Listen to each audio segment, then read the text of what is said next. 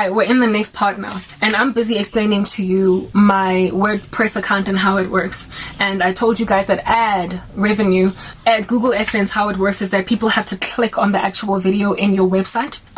It's unlike YouTube where you automatically force people to watch at least like the first like 15 seconds or is it 10 seconds or whatever of an ad before you can click away. On Google, on a website, you've got to click on that ad and be redirected to the page for you to get that $1, and even then a portion of that $1 because some of it goes somewhere else, type establishment thing. And in order for you to get paid out, you've got to have literally 250 such people click on that video, and so therefore cause you to get ad revenue. So if you've got a small base, you might not get paid for months, because it's going to take you all that time for you to get to $250. And in order to even so much as get to that $250 or 100, actually the rule with Google AdSense is that it's 100. You have to at a minimum have $100 for them to pay you out. So you have to have 100 people that come and read your content, decide to click on an ad. You could actually get 100 people that see the ad but not click on it, and so you still don't get anything. So the best way to monetize on a website like the one that I have with ad revenue is to have a prolific number of viewers on your page that will read, and out of them trust, therefore, by Pareto principle, that maybe 20% of them will click on an advert, or 10%, in which case you can get a decent amount of money every month. I'm South African, and so the dollar rand exchange is helpful for my particular cause, in that a dollar might seem like nothing to an American, but to me, last time I checked, it was $15. And so that like, if you multiply that by 100, it's you get out of like just $100, you've got for yourself like 1,400, 1,200, and that can buy you like your groceries, not groceries, sorry, but your toiletries and some cinnamon and some ginger and whatnot. You can, like in my particular life, it would be a small little viewership to make sure that I don't need to ask anybody to buy me tampons, if you know what I mean. That's what I was gunning for.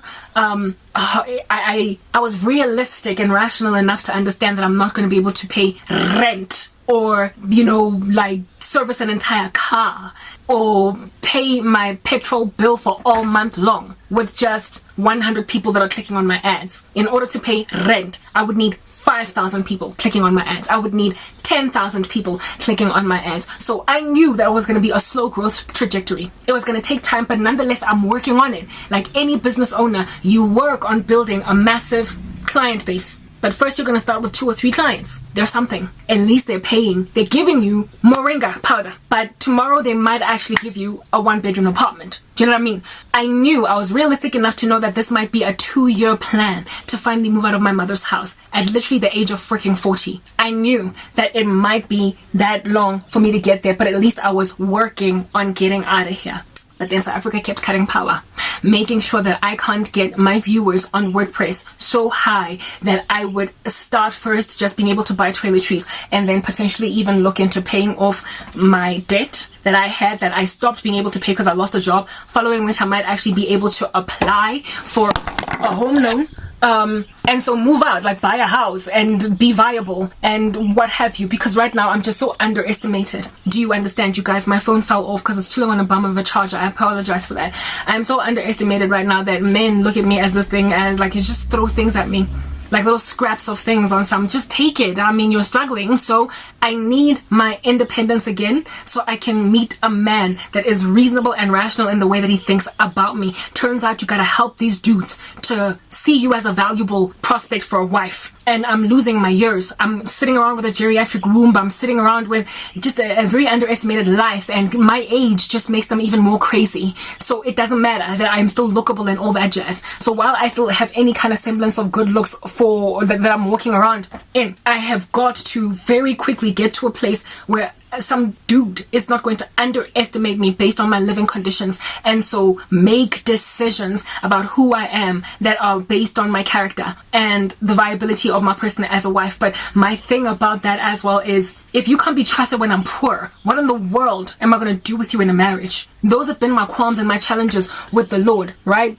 in asking him, but why do you want me, or why does it appear as though I gotta go and get my own before some dude marries me? Why? Because if a dude is unreliable in my current state, how in the world am I supposed to trust the bugger when he finds me kind of independent again? Anyway, let's move past all that stuff, right? I am working towards some kind of a semblance of a normal life. Like, more than anything, for me, a normal life in the future is not where I'm just working in isolation, living in some 1 or 2 bedroomed house. Now I've been freed from the tyranny of being dependent on my mom. That's not for me a normal life. A normal life is I'm a mom and I'm a wife and I go to a church and I volunteer and I write, creatively. I do YouTube videos, but I've got an overarching life. On Christmas, I spend it with family members.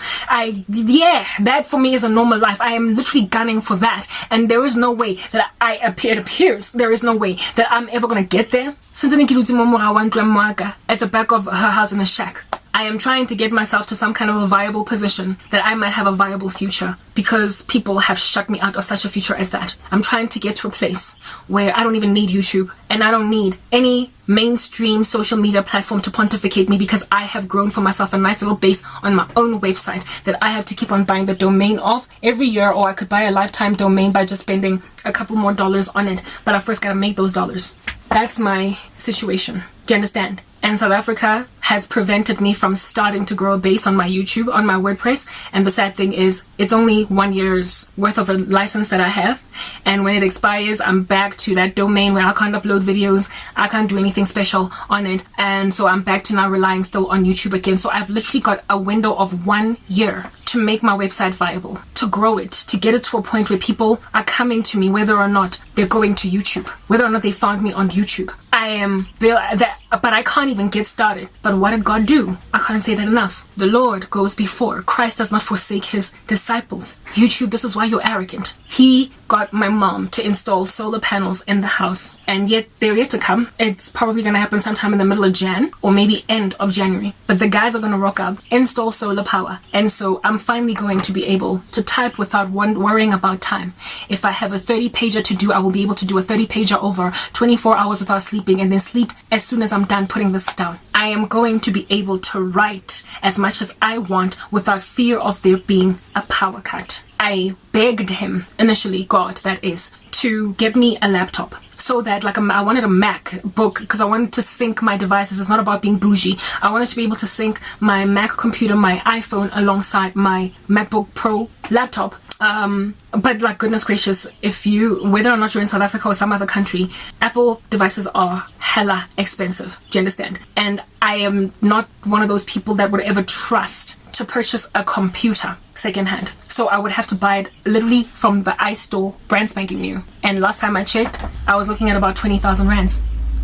Literally, perhaps maybe slightly less than that, maybe 18, 19,000 rands, but rounded off to the nearest 10, I'm looking at about, to the nearest 1,000, I'm looking at about 20,000 rands to buy a laptop. When am I ever going to raise that much money without wanting to use pockets of what I might have raised to get basic things like tampons? I'm going to keep on eating into whatever it is that I try to save, because I don't have a constant stream of money coming in. Every so often I get a person helping me out for a month, but that's just literally just that, a month. And afterwards, I can't just hold on to money that I need because I've got immediate needs, to understand, hoping that I will then be able to supplement that money with another person that decides to help, another. And for me, it's I can't wait. So I would need either a once-off donation of 20,000 rands, or I have to raise it by earning $100 little in my WordPress account over a year to finally be able to buy a laptop. But then God was like, you won't even have to wait that long. And on top of that, this is a little bit of a catch-22, where in order to make even that $100, I gotta be writing every day, but I can't write every day because there's these power cuts. And so what did God do? God made my mom get solar panels so I don't have to be able to write in my WordPress account, only because, for crying out loud, only because I don't have a laptop. Next part.